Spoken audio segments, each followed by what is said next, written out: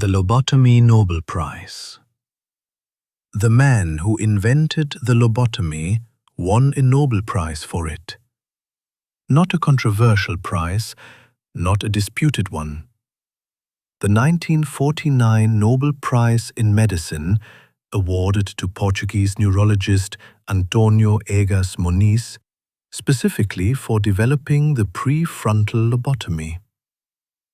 Here's what the procedure involved. A surgeon would insert a thin instrument, sometimes literally an ice pick, through the eye socket into the brain and sever the connections to the prefrontal cortex. The patient would often become calmer, less agitated, easier to manage.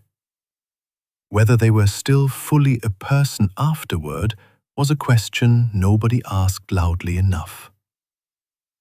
Between the 1930s and 1950s, over 40,000 Americans received lobotomies.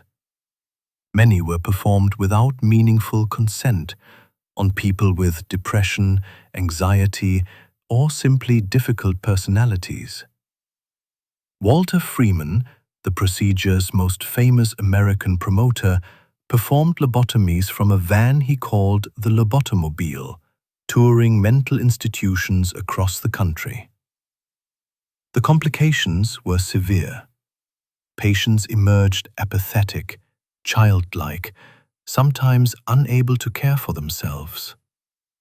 Rosemary Kennedy, sister of JFK, received one at age 23 and spent the rest of her life in an institution.